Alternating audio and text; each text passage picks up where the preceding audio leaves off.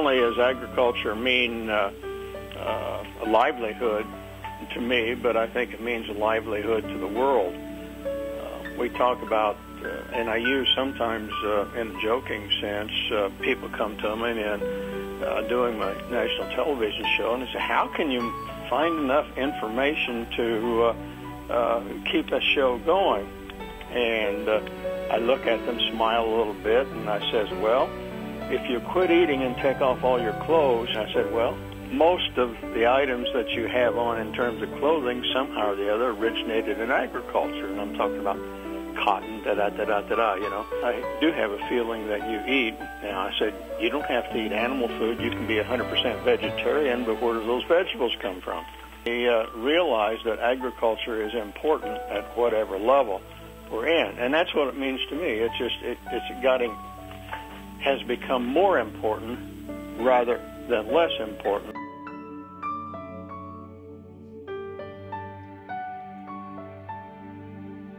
When I first went to school, I was going to be an agricultural engineer. A twice-removed cousin that had already graduated in agriculture education, and he talked to him and he said, well, if you can be a veterinarian if you want to, or I'll be a vet as the other alternative, or you can be an engineer. But he said, if you graduate in education, he said, look at all this, and he went through not only the schools but the other alternatives that I could have for jobs after I got out.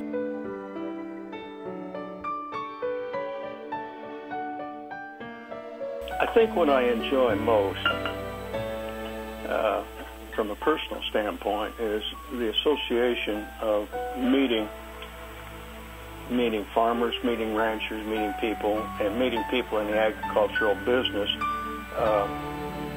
I think from a personal standpoint, that's what I enjoy most.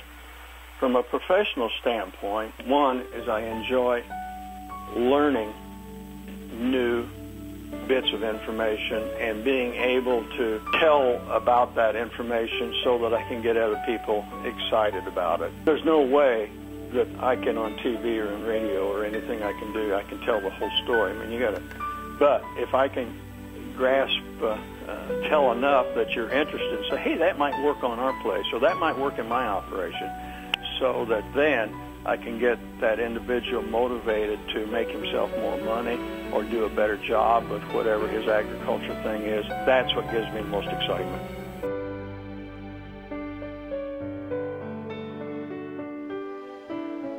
I think the challenge is to find the right words, picture, frame that you can actually present the ideas. It's not always easy to come up with sometimes a fairly complicated system and then come up with analogies or ways that you can describe it so that people can pick up and go with it. That's the most challenging part of it, and I get people constantly compliment me on my ability to get people interested in what we're talking about, and I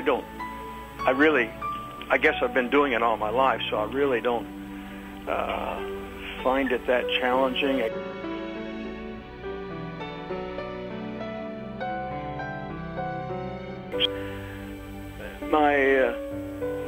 Of course, what I try to do is I try to deliver the information related to this, and the information is, number one, become more complicated,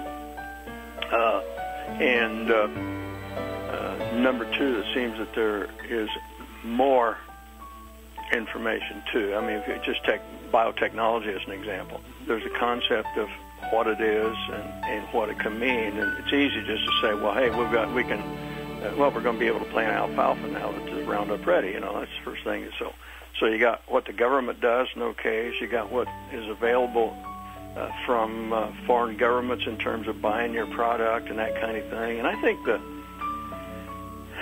it's not just, it is technology, but technology is related to the fact that we're now in a world economy in agriculture more than ever in the past.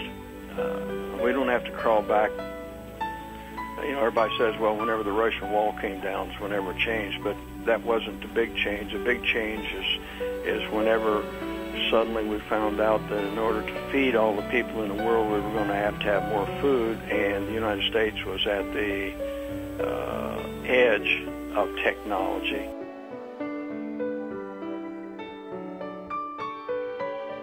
Let's look at where the ag communication field was,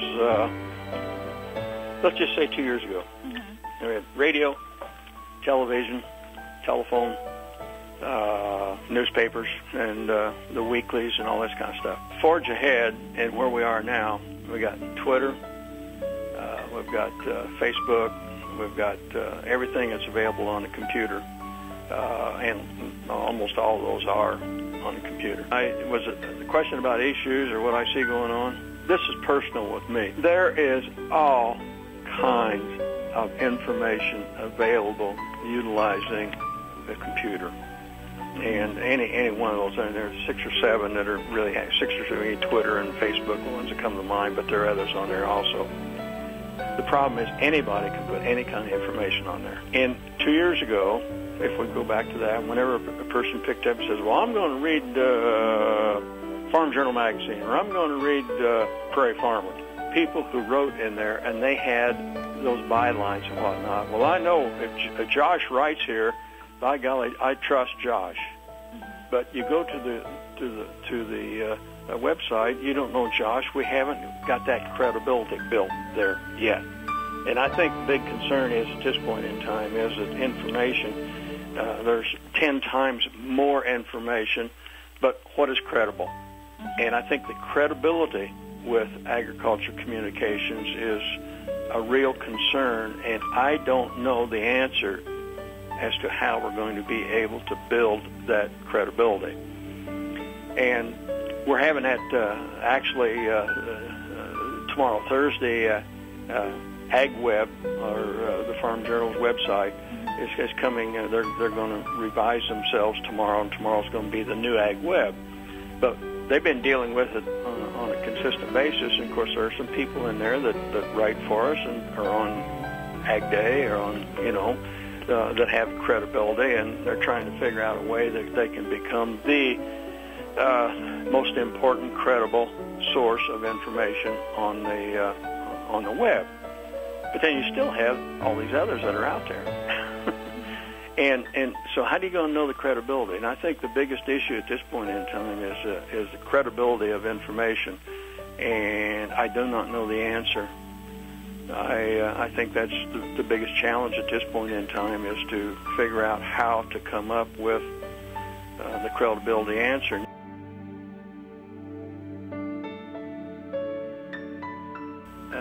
You have, if you're going into the ag communications field, I think you need to be a person who enjoys challenges and welcome challenges, and realize that you can actually grow from the challenges.